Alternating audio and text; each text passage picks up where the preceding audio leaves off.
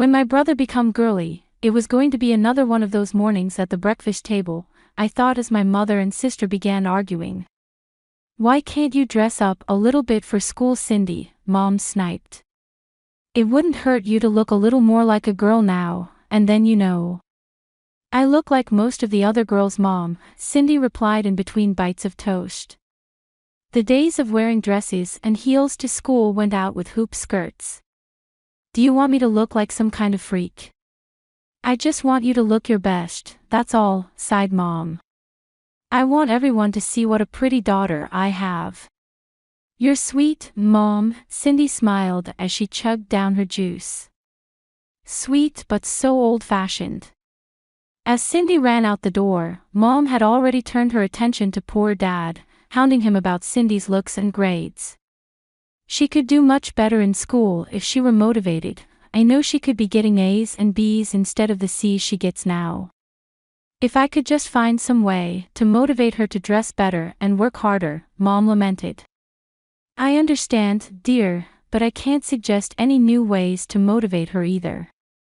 Dad was just as upset as she was, but Cindy remained cool and calm no matter how hard they tried to change her.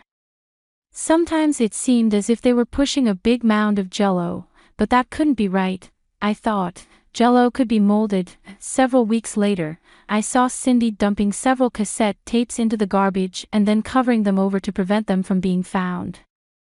"I've never seen you work so hard, Cindy," I joked, walking into the room. "What's up?" "Motivational tapes," she sneered as she mixed up the trash. "A little present from Mom and Dad. They figure that if I listen to them, I'll work harder in school, and it'll even spill over into my home life. I sort of hate to disappoint them, but they're not brainwashing me into becoming some little goody two-shoes." "Hold on a sec, I've heard a lot about those kinds of programs, and they're supposed to be really helpful. Why not try them and see, what can it hurt?" I asked eagerly. It wasn't so much that I was eager to help Cindy, more that I saw a chance to be a real pain in her side. Cindy shrugged and pointed to the trash. "If you're so thrilled about them to help yourself, have I mentioned lately that you are such a suck-up?" she called, leaving the room. "But a well-motivated one." I laughed as I cleaned off my newly acquired treasures. Here was a golden opportunity to show Cindy up. I just listened to the tapes myself, and when our parents see my report card, I'll tell them about the tapes. I put them in the back of one of my desk drawers so that Mom wouldn't accidentally run across them. No point ruining my own surprise. I put the tapes on before going to bed, but even with the volume nearly all of the way up, I had to listen intently to hear anything, then closed my eyes and went to sleep. The next morning I tried my best, but just couldn't remember much about the tape. I did know, though, that it had been a very sound night's sleep and that I was feeling very refreshed and anxious to get started. "You're looking good this morning, Jim," commented Dad. "Ready for that big test today? You need to pull your grade up for the year. Studied all evening, Dad," I smiled, wondering what kind of an edge I'd get from that tape I had listened to. "I can't wait to take it." "That's wonderful, Jim," Mom said as she gave him a hug. "I'm sure you'll get an A." "Suck up," scoffed Cindy as she came into the room. I enjoyed being Mom's favorite, and I wasn't going to start an argument with Cindy at breakfast. That was Mom's job. I just smiled and stuck my tongue out at her. Mom started up right on schedule. "How were the tapes, Cindy? Feeling more motivated today?" "They were great, Mom. I can't wait to get to school." Cindy shot a quick look at me to see if he'd give her away. We both knew the only motivation for her to get to school was to see her friends, but I'd keep quiet for now. "Gotta run, nice chatting," she called on her way out the door. Mom smiled broadly. "I think they're starting to help her already," she told Dad. "I can't wait to see her report card. This is going to be a turning point in her life. I just know it will." "Yes, dear, I'm sure they've helped," he mumbled through his newspaper. "What was that about her report card?" Go back to your paper, dear, Mom said with an exaggerated sigh. I'll let you know when your daughter makes the honor roll. Betcha, I get there first. I offered as I took small bites of the toast and sipped at my juice. Somehow I just wasn't in my usual hurry to gobble down breakfast. It must be that tape calming me down for the test today, I thought to myself. Mom smiled sweetly and patted me gently on the back. We're sure you can make it, dear. It's Cindy we're worried about. Of course, with those tapes, she may just pass you up. Fat chance, Mom. I was suddenly defensive. Cindy will never be as good as me, so passing me up would be a fantasy. Give your sister a chance, Jim. Dad suddenly put down his paper. You'll feel awfully silly if she beats your grades, so don't start gloating. Stupid too, I mumbled under my breath. Dad took a swipe at me with his rolled-up paper. I heard you, now shut up and give the girl a chance. We went through a lot of trouble getting her to listen to those tapes, and we're expecting to see results. All right, I'll keep quiet, I replied as I sulked out the door feeling very let down. But don't expect too much, we all know there isn't that much to work with. I wanted to add. Especially since she's not even listening to them, I thought to myself, but I'll just bide my time. Thanks for not giving me away at breakfast, Cindy told me later. That was very sweet of you. I didn't do it for you, I insisted. If I gave away the story, Mom would have taken the tapes away from me, and I want to keep them. Hey, I don't care either, Cindy shrugged as we walked to class. You're welcome to all the stuff Mom and Dad give me. Maybe there will be lessons on being a better suck-up in one of them. She laughed derisively. Suck up. Me? I exploded angrily as my face becoming to burn. Dad rushed to your defense at breakfast this morning, so maybe you've been doing a little sucking up yourself. Playing the old, daddy's girl, routine again. Cindy laughed and brushed her hair back with a quick flick of her wrist. A little kiss goes a long way with guys, especially when it comes from their daughter. I bet them that you'll never be nearly as good as I am, and kisses to Dad won't make a difference, I scoffed, unable to help but feel that she was somehow cheating. I'm smarter, more motivated, and with those tapes, I'll pass you in a flash. Don't care, I'm still way prettier than you, she laughed as she threw back her head and fluffed her hair. Weeks went by with Cindy and Mom still occasionally arguing over breakfast. Cindy was a slacker, there was no doubt about that, but her grades weren't that bad. They both knew that the argument had a deeper meaning for Mom. Cindy had never been the sweet little girl of Mom's dreams. She despised baby dolls and fought being dressed up in pretty outfits even as a child. Even if Cindy had made it, the honor roll Mom would not have been satisfied unless Cindy accepted the award in a beautiful gown. Are you doing better in school, Cindy? Mom would ask in an innocent tone. School still sucks, Mom, Cindy would nonchalantly shoot back to Mom's horror. Sucked then, sucks now, and it will go on sucking forever. I saw a really cute outfit at the mall yesterday, honey, Mom would venture in a vain attempt to move the conversation around to what she really wanted to talk about. Maybe I'll pick it up for you, it would make a nice school outfit. Got enough jeans and stuff, Mom thanks, Cindy would shoot her down in flames. Besides, I'm not going to school in one of those Little Miss Muffet outfits you like so much. Too frilly for me.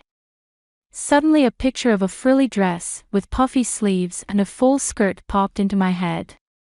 Such a pretty outfit, I found myself thinking. Cindy's so lucky, and she just doesn't realize it. I'd kill for a dress like that. I nearly choked on my milk as I struggled to regain my thoughts. What made me think something that crazy?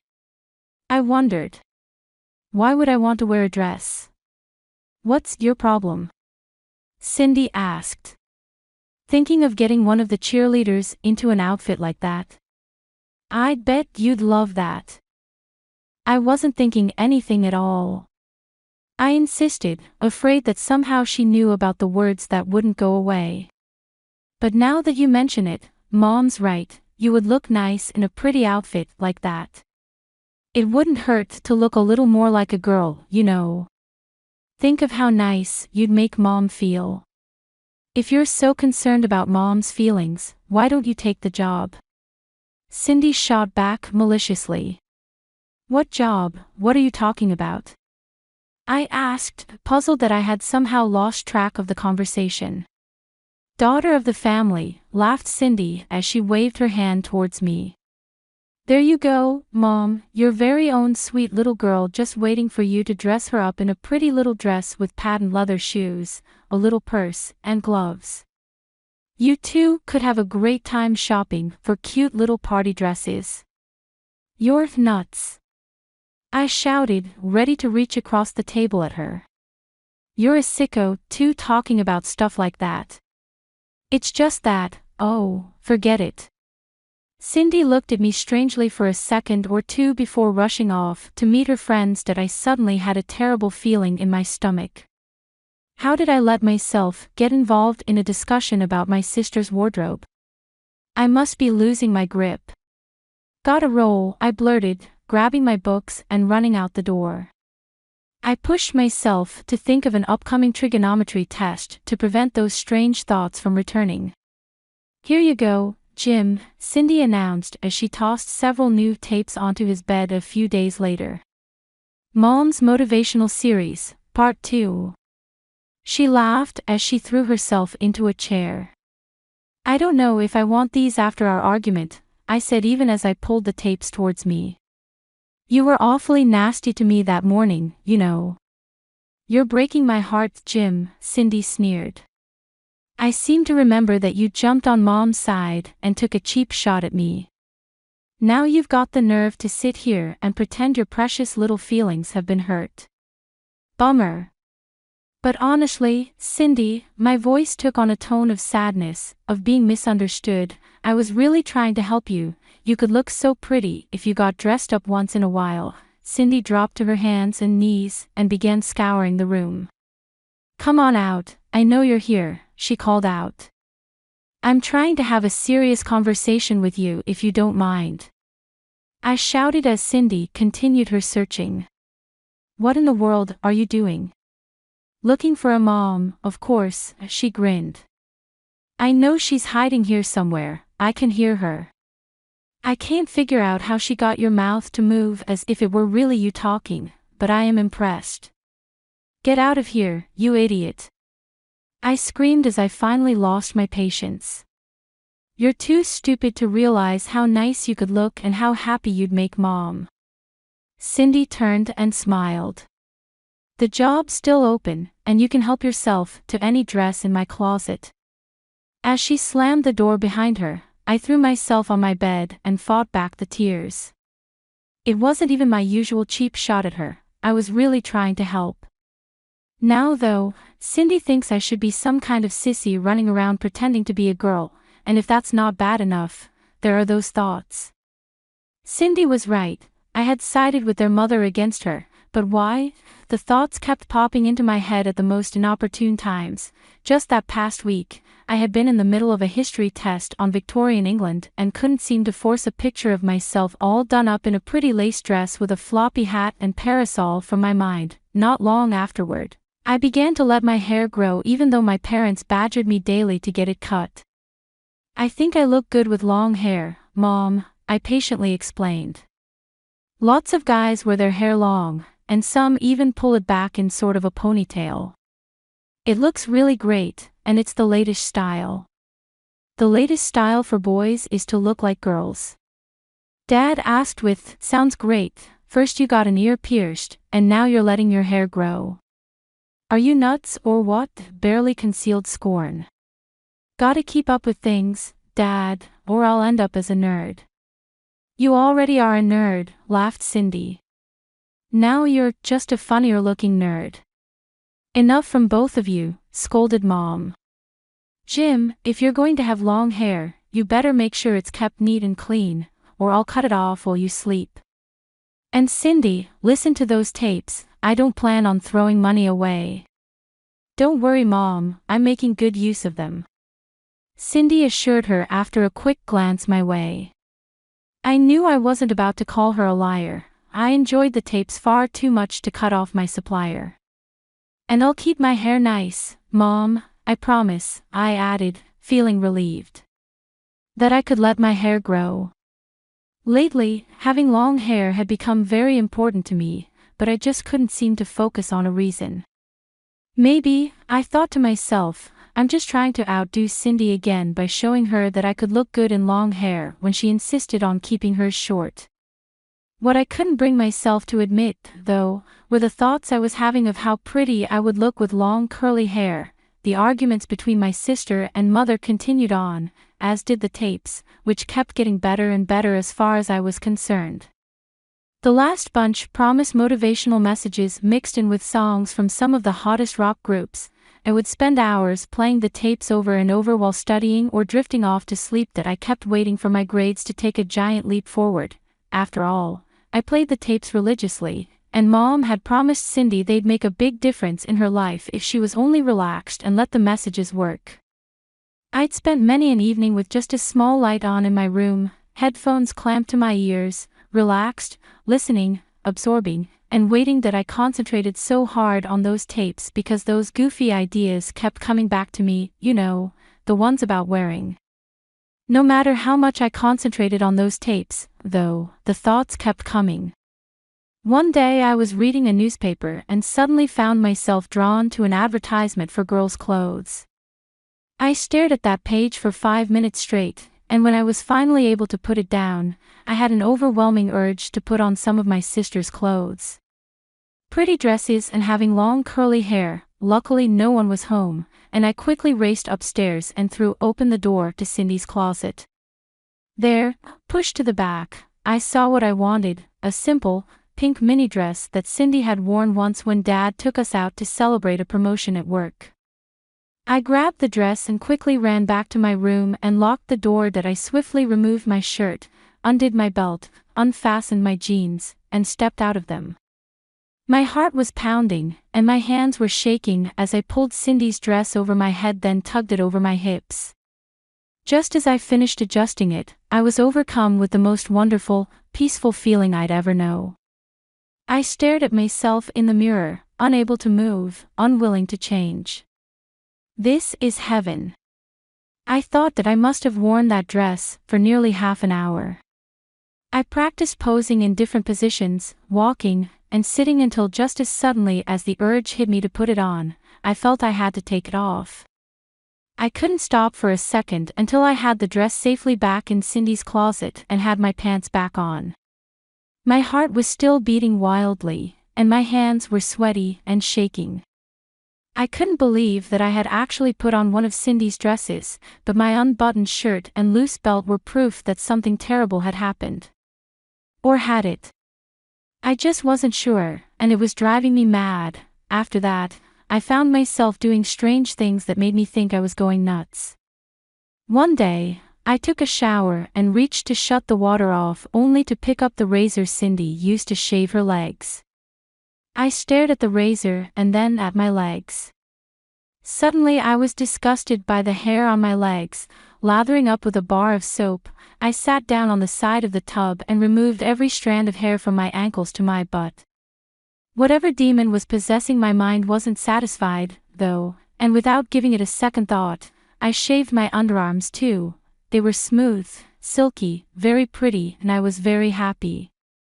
I smoothed lotion over them to help keep my skin soft and silky, then carefully patted myself dry with the fluffiest towel I could find before reluctantly pulling on my briefs and jeans. It wasn't until I was sitting on my bed putting on a pair of socks that I realized with horror what I had done. I ran my hands along my now smooth legs and admired the shapeliness I never before realized they had. What's wrong with me? I wondered as I absent-mindedly counted the strokes of the brush through my hair. It happened in the privacy of my room. I took it off and put it away again, and there was nothing left to show for it. I was safe. Or at least I was until now. After it happened, I was sure that everyone I met could somehow tell that I tried on my sister's dress. Fortunately, I quickly realized that there was no way for that to be possible. Now I'd be stuck wearing long pants even though the weather was warming up and everyone else would be wearing shorts. I was stuck until the hair on my legs grew back, if it ever would. If that wasn't bad enough, there was always the problem with my underarms. If I wore my favorite muscle shirts, I couldn't raise my arms lest my girlish underarms are seen. Boy, I really screwed up this time, I thought as I began my 100 strokes on the other side of my head. Once I finished my daily brushing routine, I gathered my hair and pulled it back into a ponytail.